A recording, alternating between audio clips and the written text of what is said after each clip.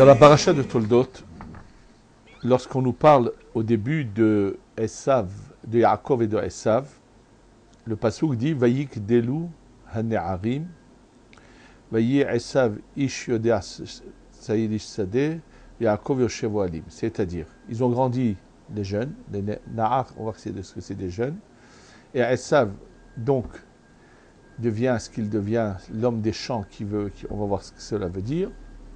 Et Yaakov, au contraire, lui, choisit la bonne voie, le bon chemin. Rashi, donc sur ce verset qui est dans le chapitre 25, verset 27, Rashi dit Kolzman shayu ktanim, lo ayu nikarim be ma'asehem.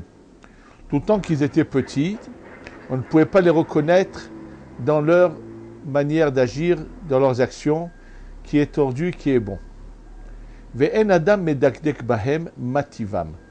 Personne ne peut vraiment faire attention quelle est leur tendance. Kivan shena'asu bene shelosh esre, mais dès qu'ils ont eu 13 ans, zepiresh le bate midrashot, celui-là est parti vers le beta midrash, vers le lieu d'étude. On va le voir tout de suite, on va l'expliquer quels sont les lieux d'étude où est allé Yaakov. Mais zepiresh la avodat kochavim, et celui-là est parti vers l'idolâtrie. Bien sûr, on va expliquer Rashi et après on va poser les questions qui ont été posées sur lui. Ce qu'il faut savoir, c'est que Adam Arishon, lorsqu'il chute dans sa dégringolade du monde dans lequel il est, bien qu'on l'a expliqué dans un cours antérieur, qui n'est pas arrivé à notre statut, à nous, aussi matériel que nous sommes, loin de cela, et ce qu'on pourrait appeler mis entre le matériel et le spirituel, mais il a bien sûr un savoir, un bagage énorme de la connaissance divine, de la lumière de la Torah, et qu'il faut comprendre, bien se mettre dans la tête que la Torah, elle a un vêtement que nous avons aujourd'hui, et nous pratiquons les mitzvot selon cette matérialisation de l'homme. Et donc, on a une manière de pratiquer les mitzvot mentionnées en Torah dans ce vêtement de la Torah.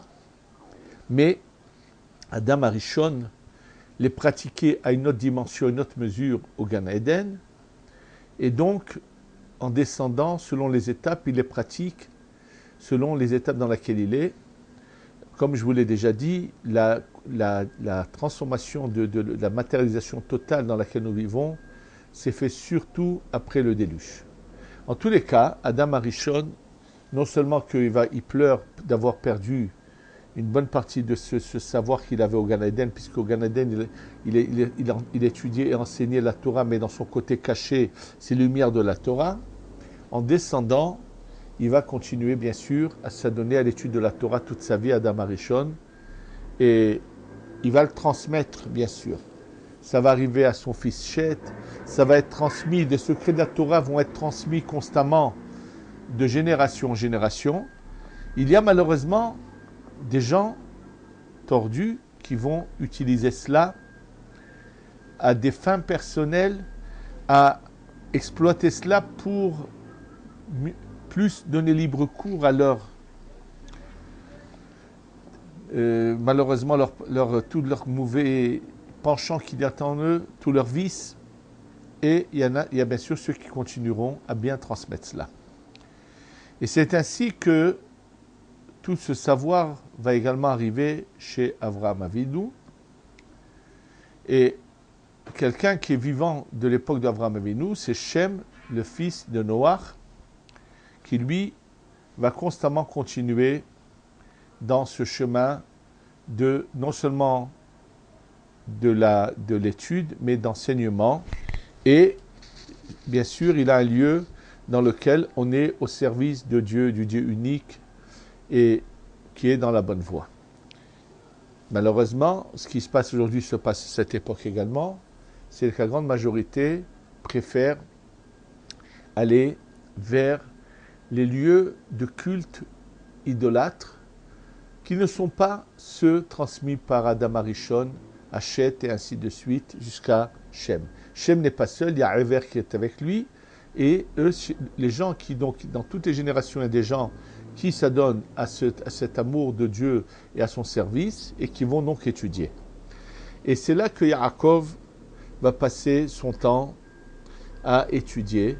Donc, Beth Midrash, et apparemment, il semble qu'il y avait, comme il est marqué dans comme le ramène d'Irachi, Ze Piresh le Bate Midrashot, il va vers les lieux. C'est-à-dire qu'il y a plusieurs lieux, apparemment, où les gens sont des gens bien, qui veulent être au service d'un Dieu unique, qui savent la vérité et qui ne cherchent pas à se mentir à eux-mêmes.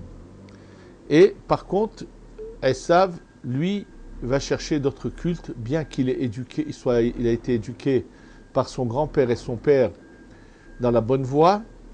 Malheureusement, il a un instinct mauvais en lui, un désir mauvais en lui, qui continue à agir. Et pour comprendre d'où ça lui vient, alors je rappelle très brièvement que j'en ai déjà parlé dans un grand nombre de cours, que dans cette épreuve qu'il y a avant la création du monde, qu'on appelle le Olam HaTohu, il y a eu déjà, chacun a déjà choisi un peu son chemin, et on lui donne à chacun une chance de venir réparer, et il a le choix, c'est ou de continuer dans ce mauvais instinct, ce mauvais chemin, ou au contraire de changer. Donc on nous dit qu'à partir de 13 ans, un choix a été fait.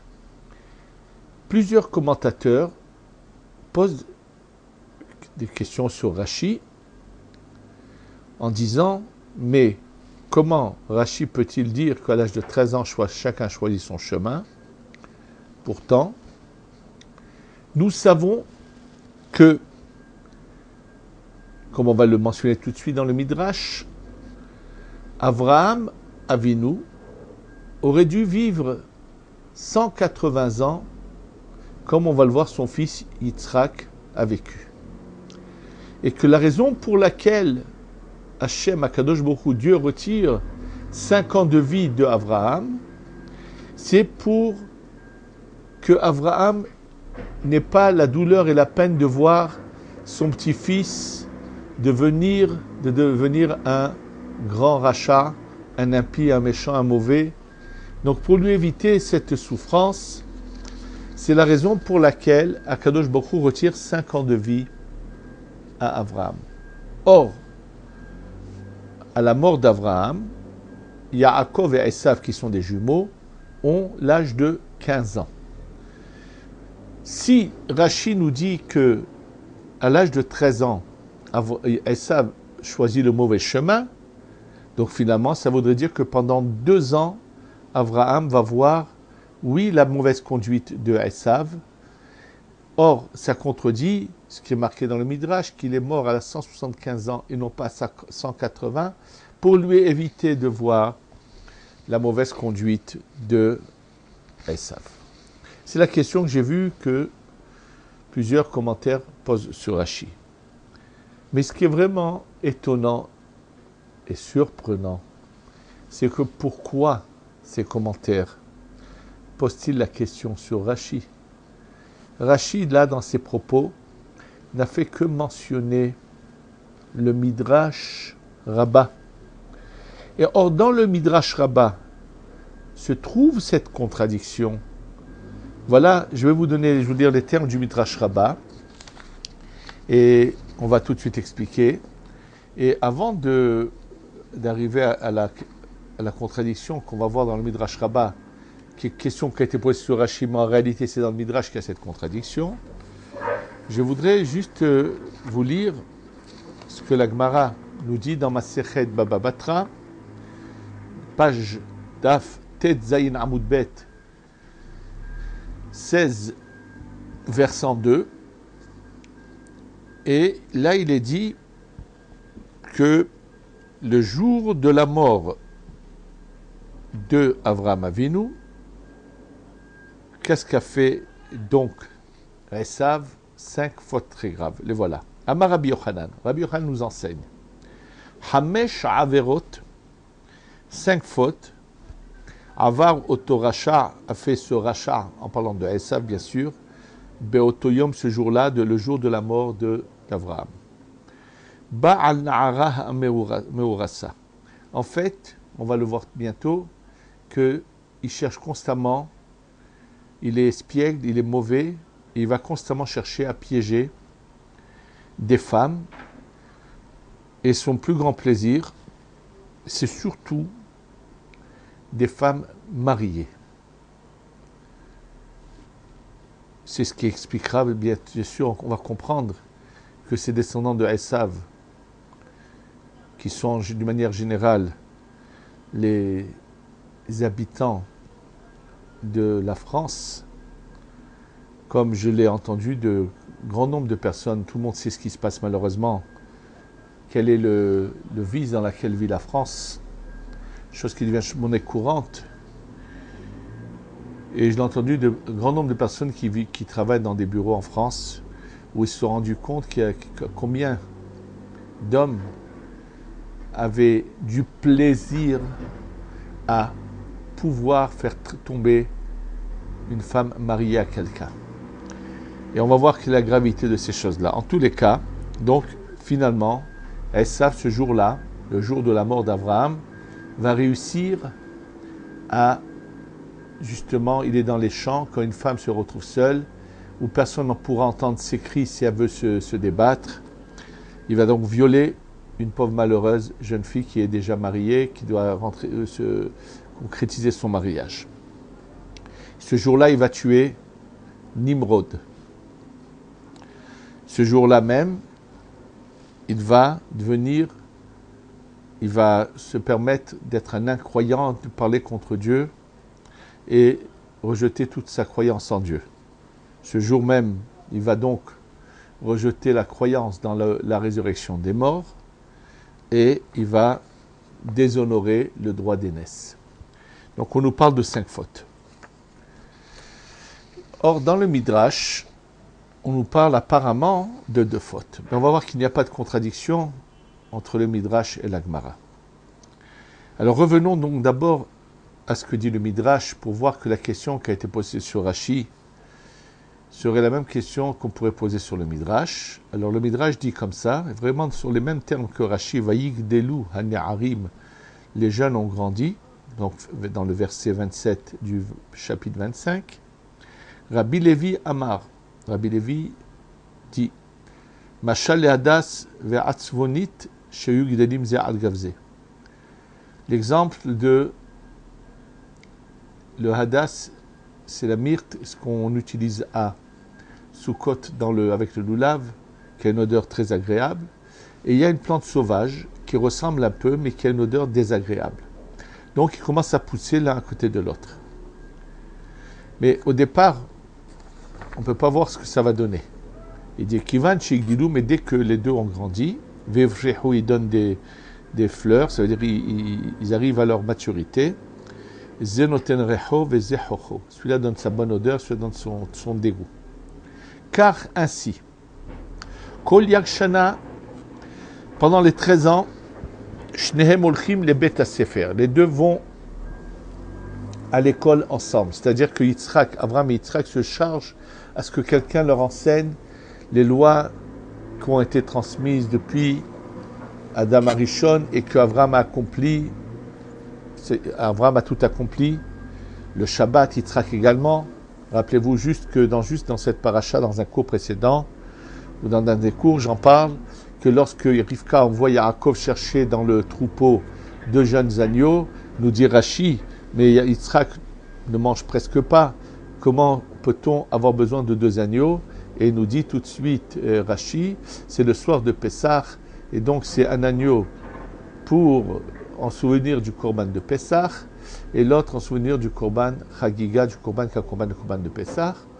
Je ne vais pas maintenant m'allonger là-dessus, puisqu'il y a des cours qui ont déjà été faits là-dessus, sur le site, vous les trouverez, concernant cette action de Yitzhak, qui concerne donc le soir de Pessah. Donc ils ont accompli toutes les mitzvot, et il y a quelqu'un qui va enseigner à ces 2 jeunes, donc à Yaakov et à Esav, jusqu'à 13 ans, ils vont ensemble.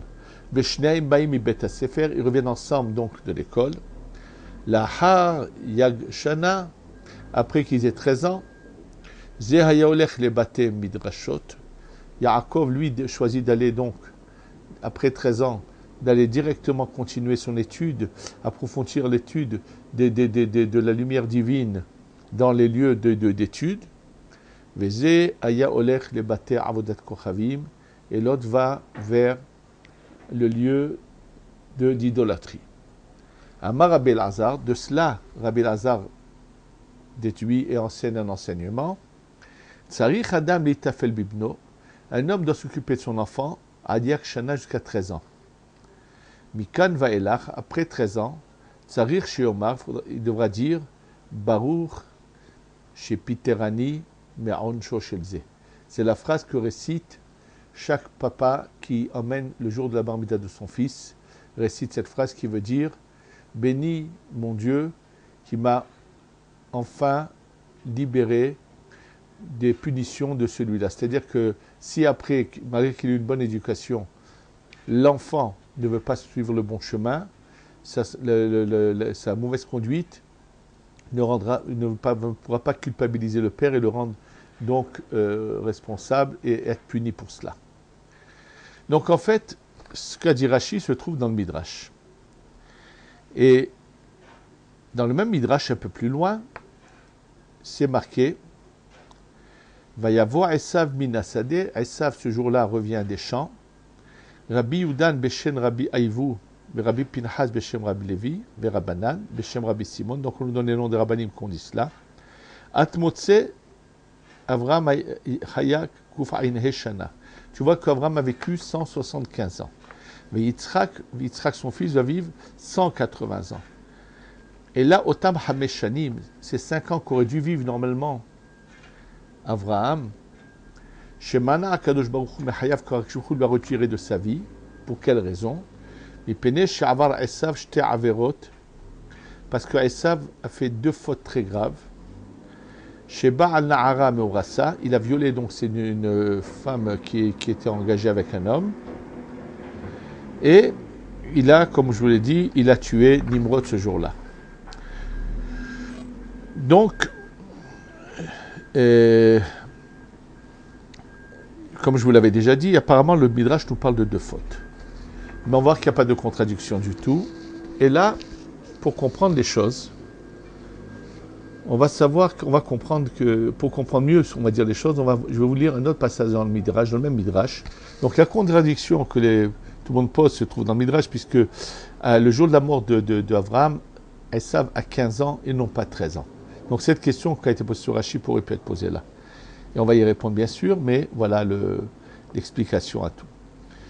En fait, dans le Midrash lui-même, lorsqu'on sait qu'il est marqué dans le Passouk, Vayazed Yaakov Nazid, Yaakov fait cuire des lentilles, et lorsque Esav revient exténué chez lui, rentre à la maison, il voit Yaakov qui a préparé un grand plat de lentilles. Alors il est surpris.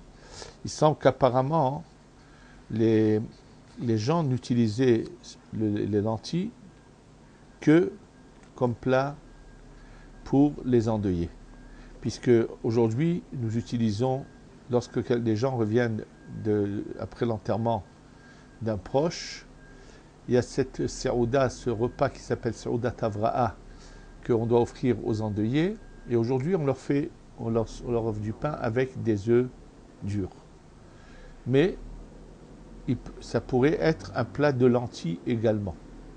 Les lentilles sont ronds et fermés, ça ressemble aux œufs.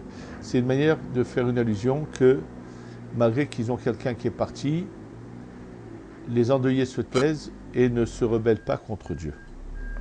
Et là, donc, lorsque Esav vient et voit son frère avoir préparé une marmite avec des lentilles, à Marlo, il lui demande Mativo Shenazit, pourquoi tu as fait des lentilles? À Marlo, il lui répond, il lui annonce le décès de son grand-père Avraham. Et là, Esav dit la chose suivante. Amar Beoto Zaken Pagam Idatadin. Quoi? Sur ce vieux-là, notre grand-père, la rigueur de Dieu l'a touché, l'a atteint. C'est-à-dire, comment c'est possible qu'il est mort? Amar lo rinui. Im Amar, il a répondu à Esav, Im ken, lo matan sraram velo triata metim. Dans ce cas-là, on n'a pas besoin de la récompense des mitzvot et on n'a pas besoin de la résurrection des morts. C'est-à-dire qu'il fait le rebellé, qu'il n'admet pas le décès de son grand-père. C'est ce que nous raconte le Midrash. En fait, quand on va bien comprendre ce qui est marqué dans le Midrash, on va découvrir plusieurs points intéressants. Ce jour-là, en fait, Avram est déjà décédé. Et Akadosh Baruch Hu a fait ça, comme on l'a dit, pour pas qu'il voie la conduite ignoble de son petit-fils. Ce jour-là, Esav réussit à mettre en pratique son mauvais instinct, qui est d'aller voler et de violer une femme qui n'est pas à lui et d'assassiner quelqu'un à qui il veut voler ses vêtements, à qui il veut prendre certaines choses, comme on va le voir, puisque Nimrod possède un vêtement très particulier qui attire les animaux, vraiment un vêtement qui a une certaine lumière, c'est pas juste un vêtement de matière, et donc il va lui voler en tuant Nimrod. Et en fait, si on réfléchit, se trouve ici caché quelque chose de très important. Comme nous le fait remarquer le Khatam Sofer au nom du Afla, de son maître, que il ramène ce que la Gemara dit, que lorsque des fois un des tzadikim meurt, alors il y avait une certaine protection qui disparaît. Et en fait, c'est vrai que Esav, depuis l'âge de 13 ans, a un mauvais instinct, a une envie d'aller vers le mal, il va vers le lieu d'idolâtrie, mais n'ose pas exprimer ce qu'il a en lui, n'ose pas dire ouvertement qu'il ne croit en rien, qu'il devient un athée, un idolâtre, et n'arrive pas à mettre à exécution toutes ces vices et ces mauvais instincts qui sont en lui. Parce que la présence d'Abraham a un impact et retient cette mauvaise conduite qui est en lui. Malheureusement, quand Abraham meurt, il ne le sait pas, mais là, tout d'un coup, il va réussir dans quelque chose qu'il a essayé plusieurs fois, mais qu'il n'avait pas réussi, et c'est donc, il va réussir à violer cette pauvre malheureuse femme qui est destinée à quelqu'un, et à assassiner quelqu'un. Donc déjà, on a la réponse qui est déjà ramenée de toutes les façons par certains commentaires, mais sans preuve du Midrash sur le Midrash sur Rashi. C'est vrai que Esav a fait un choix à l'âge de 13 ans, mais Abraham n'a vu aucune action diabolique de sa part pendant les 2 ans, de 13 ans jusqu'à 15 ans, tout le temps qu'Abraham est vivant. Ces conséquences diaboliques de Esav n'arrivent à exécution que dès que Abraham meurt. Et là, à ce moment-là, bien sûr, il agit sous l'impulsion de ses vices et de ne pas savoir se retenir. Il voit une femme, il ne peut pas se retenir et se dire non, je ne dois pas agir comme ça. Il a envie de voler à Nimrod ses vêtements, il n'hésite pas à l'assassiner. C'est des actions qu'il n'a pas fait pendant les 2 ans, entre 13 et 15 ans, mais qu'il fait. Et comment il réussit malheureusement, c'est la mort d'Abraham. Il ne sait pas qu'Abraham est décédé.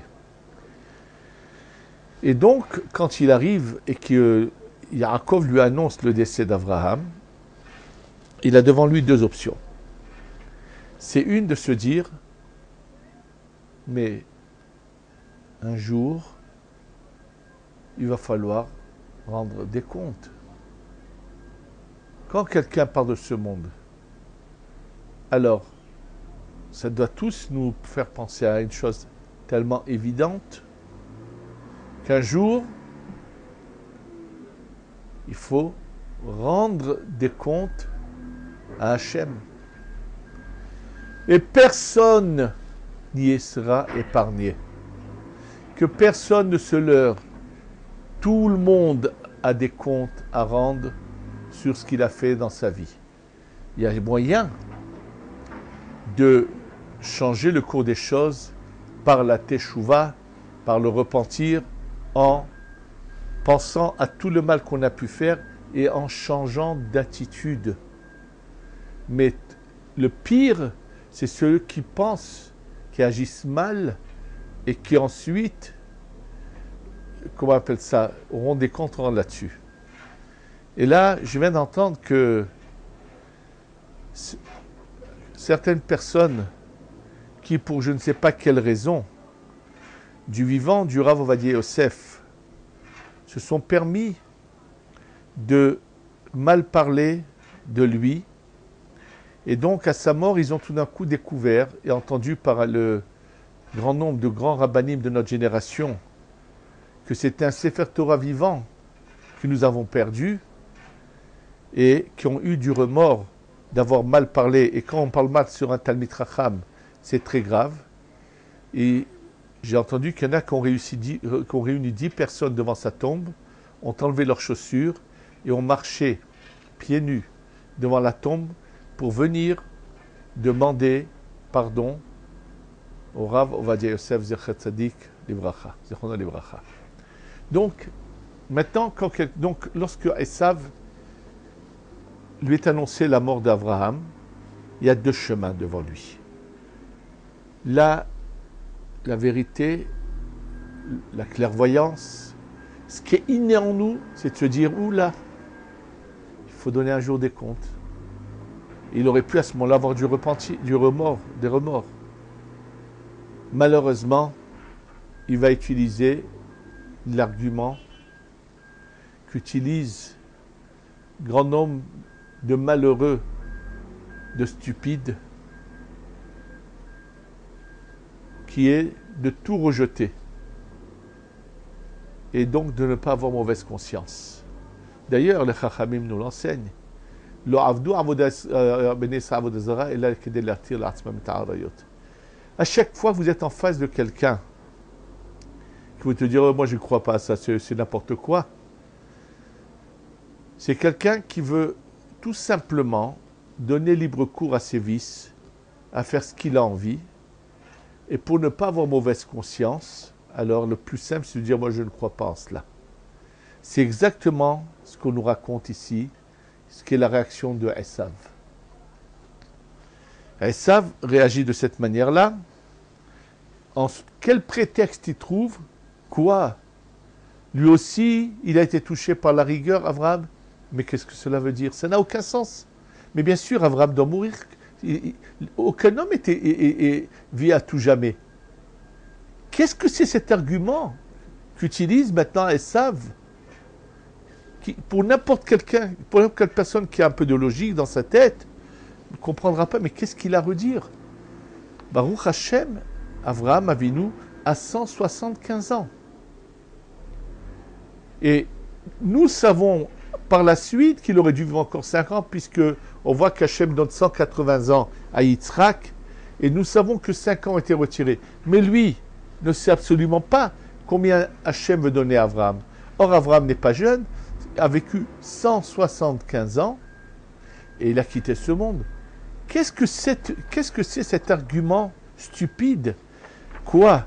Même en lui, la rigueur l'a touché. Mais il est arrivé le moment où il doit quitter, ou aller vers l'étape suivante, c'est tout. Et donc, et d'ailleurs c'est ce que le Midrash dit après, il dit lorsqu'il dit ces bêtises, le Ruach HaKodesh crie et dit Al tifku lamet, ne pleurez pas pour un mort. Il ne faut pas pleurer pour quelqu'un qui est mort.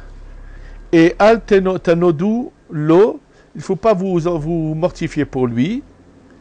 Pourquoi? Parce que on sait que quelqu'un qui a une bonne conduite va forcément, Ezrat Hashem, aller au Gan Eden. Donc il n'y a pas de peine à avoir à pleurer et à se mortifier. Donc quelle est cette comment on appelle ça, cette ces paroles stupides de Esav. Tout simplement, Esav fait comme beaucoup de gens malheureusement font, qu'au lieu de se remettre en question et de réfléchir qu'un jour il y a des comptes à rendre à Dieu, et que ça, bien sûr, ça les gênerait dans leur donner libre cours à leurs vices et à leurs mauvais instincts, alors le plus simple, c'est de dire, moi je ne crois pas en tout cela, et donc de ne pas avoir mauvaise conscience. Donc en fait, ça répond également à ce que j'avais dit, cette contradiction apparente entre le Midrash et la Gemara. Il a fait les 5 fautes ce jour-là, juste que le Midrash nous dit qu'avant de savoir la mort d'Abraham, il avait déjà commis ces 2 fautes très graves, de violer cette jeune fille et ensuite d'assassiner Nimrod. Et lorsqu'il rentre et qu'il apprend le décès d'Abraham, il va tout de suite ne dire qu'il croit en rien, donc refuser aussi la résurrection des morts. Et après, quand Yaakov va lui dire « Va-moi ton droit d'aînesse » pour pouvoir servir Dieu dans les hôtels où on emmène des sacrifices à Dieu, il va s'en débarrasser avec comme un fardeau duquel il se débarrasse. Donc en réalité, il a commis toutes les fautes mentionnées dans la Gemara, mais le Midrash nous donne plus de détails comment les faits se sont passés. 2 commises avant qu'il sache la mort d'Abraham, et c'est donc ce départ d'Abraham malheureusement qui va lui donner la possibilité d'avoir cette mauvaise conduite, et ensuite les 3 suivantes qu'il va avoir après qu'elle apprend le décès d'Abraham. Qui est Esav? Le Gaon Mevilna, dans son commentaire sur le Sifra d'Etznia Ota, nous en parle et nous explique longuement que, en fait, que Esav et Yishmaël sont le Gilgoul de Caïn et de Hevel. Esav est la réincarnation, le Gilgoul de Caïn, et Yishmaël revient dans Hevel. Et il dit, donc c'est pour ça que Esav est le Bechor, et de la même manière que Caïn a assassiné son frère, que Caïn a assassiné son frère pour justement lui voler une de ses épouses, c'est la conduite ignoble que va pouvoir faire à l'âge de 15 ans Esav. Malheureusement, Esav a transmis dans ses gènes cette conduite ignoble. Et combien de fois, malheureusement, dans l'histoire, nous avons été victimes de ces monstres qui ont vraiment représenté la conduite ignoble de Esav, tel que Hitler, pour nous tout récemment, ou d'autres, je vais donner un exemple, il y en a malheureusement sont nombreux comme ça.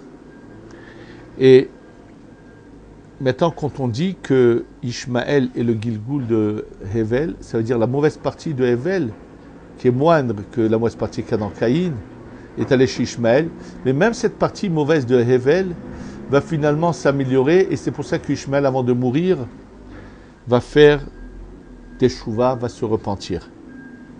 Mais comme, en fait, chez Ishmaël, il n'y a pas un grand nombre d'étincelles divines, c'est pour ça que, comme le dit le Hida, pendant pratiquement tous les siècles précédents, il n'y a pratiquement eu, bien que de conversion de Ishmaël vers le judaïsme, bien que dans les lieux où ont vécu le peuple d'Israël, comme l'Afrique du Nord, comme le Yémen, la Libye, l'Irak, la Syrie, et ainsi de suite, on n'assistait pas du tout à des musulmans qui cherchaient à se convertir, alors que en Europe, pendant tous les siècles où se trouvaient des Béné Israël, il y a eu un grand nombre de conversions. La raison est que la conversion vient du fait que lorsque le mal a absorbé beaucoup d'étincelles de lumière, un jour il est obligé de les éjecter, les rejeter, et ce sont toutes ces étincelles d'âmes juives qui sont perdues dans ces peuples qui reviennent.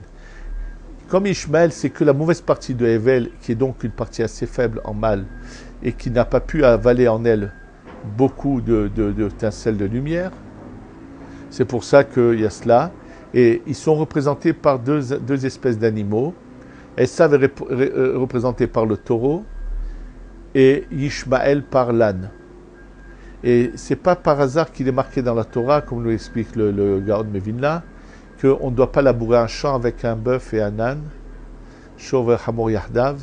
Il faut éviter d'unir ces deux forces du mal ensemble, car elles peuvent détruire le monde. Et d'ailleurs, Esav, lorsque finalement il va tout perdre, même les bénédictions, et qu'il veut absolument faire du mal, il va essayer de s'unir à Ishmaël en allant prendre une des filles, mais Dieu fait que ce jour-là même, Ishmaël meurt, ce qui fait que jamais cette union va avoir lieu, parce que si elle a lieu, elle est très dangereuse. Je pense que beaucoup de savent ce côté de l'histoire, où le moufti de Jérusalem, pendant la guerre de 39-45, qui était en relation avec Hitler, et malheureusement, c'était cette union de Edom et Ishmaël, Esav et Ishmaël, pour justement exterminer les enfants de Dieu qui sont le peuple juif, les Béné Israël. Et donc, en fait, c'est vraiment eux qui sont les descendants, de la même manière qu'Abraham et Yitzhak sont le Gilgul de Adam, donc leurs enfants vont naître de cette manière-là. Bien sûr qu'il y a du bon dans Caïn, mais ce bon de Caïn va venir chez Yitro, qui va savoir l'utiliser et se convertir et revenir vers la Torah, vers le judaïsme. C'est ce qui va se passer.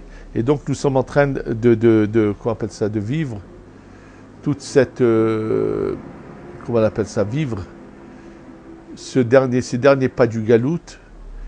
Et nous sommes en train d'assister à ce que tout le Galout, l'exil qui était chez Ishmaël, est en train de complètement de partir, puisque par exemple en Afrique du Nord, il n'y a pratiquement presque plus de Juifs. En Irak, il n'y en a plus du tout. Au Pakistan, il n'y en a pas. Dans tous les pays, l'Afghanistan où il y en avait, il n'y en a plus. Malheureusement, il en reste quelques-uns en Iran qui n'ont pas encore compris qu'ils n'ont plus leur place là-bas. Et que j'espère qu'Hachem leur ouvrira les yeux, qu'Hachem leur ouvert les yeux, mais qu'eux ouvriront leurs yeux pour comprendre qu'ils doivent partir au plus tôt. La Syrie s'est vidée. Ça veut dire que ce qu'il y avait à récupérer de là-bas, c'est fini. Et espérons que ce sera la même chose du côté du Galout de Edom, donc de Esav, où Be'ezrat Hashem, les derniers éléments d'étincelles qui se trouvent vont être récupérés et que nous retrouvons tous sur la terre d'Eretz Israël avec la Géoula Shlema, Shetavo Bimera Beyamenu. Amen.